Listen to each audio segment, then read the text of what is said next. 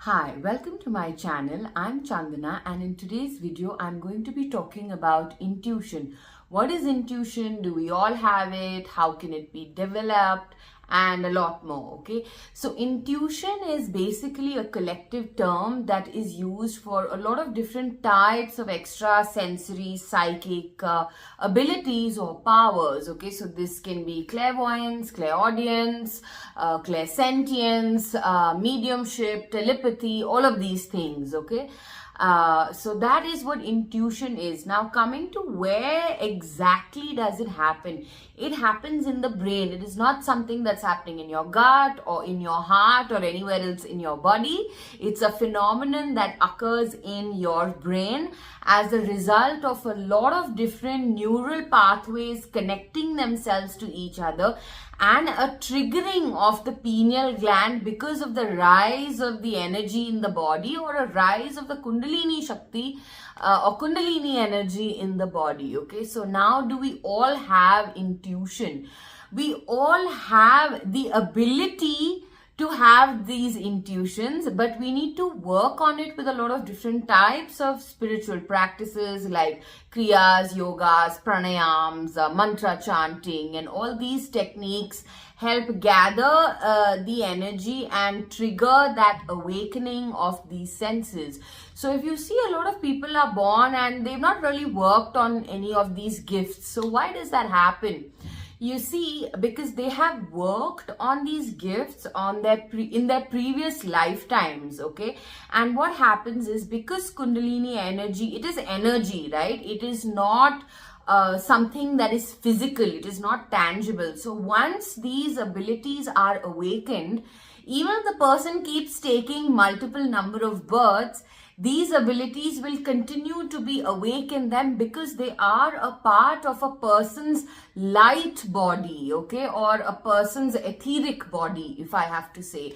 So that is why you see some people are just born gifted and they don't have to spend years of practice trying to awaken a certain ability.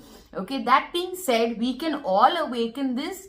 And we all have it because the human body and the energy body of a human being has been built in such a beautiful manner by the divine that it gives us the possibility of awakening all of these senses. Okay, now another thing that people don't know about intuition is that intuition develops with grace. Okay, so you need to have grace for it to open and awaken and function in full complete capacity. So it is possible that somebody has spent years of practice in awakening these senses that are lying dormant within us, but it still doesn't happen because of grace.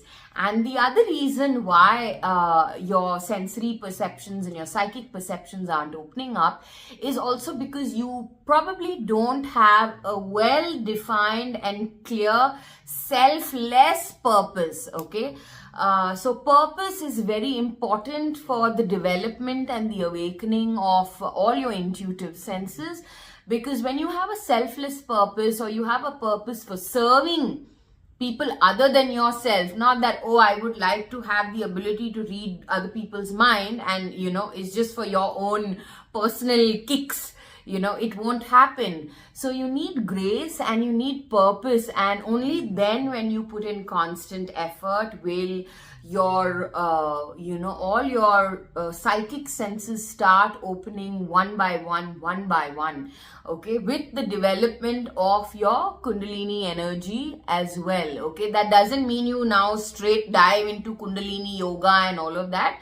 You can start with very basic practices of breathing and yoga and kriya and basic mantra chanting also, that will then eventually lead you to the right teacher, the right guru who can help you in awakening these senses. Also, what you need to understand is that if you are able to develop a sense of awareness, just being practicing awareness, conscious awareness of your body, even if you don't do any fancy yoga, mantra, you don't have a guru and all of that, you will start developing a sensitivity to a lot of things. Okay, so your basic five senses will start becoming extremely sharp and sensitive, and that is a sure way to then start tapping into the psychic aspect of these senses. Okay, so suppose you're just practicing conscious breathing. There's no pranayam, there is no fancy kriya, there's nothing, just conscious breathing. You will see after a few days you are able to smell exactly what is the different types of smells that are in the room. So if you're in a room, you can smell your dog, you can smell the diffuser, you can smell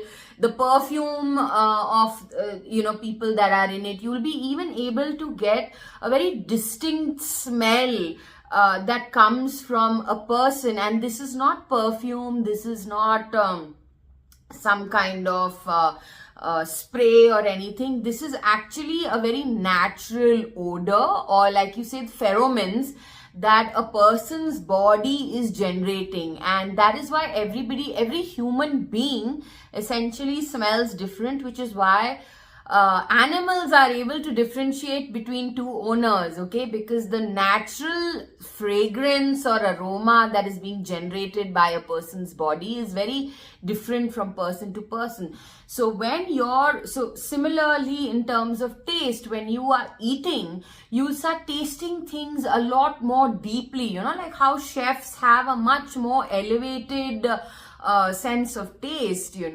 So if you just start practicing conscious awareness, this is a very easy method to start carving the way or opening the pathway for your psychic abilities to wake up. All right, so that's it I have for today. I hope you can all put in some effort in developing your psychic senses, because it is a very, very beautiful way of experiencing life, and not just as we know it.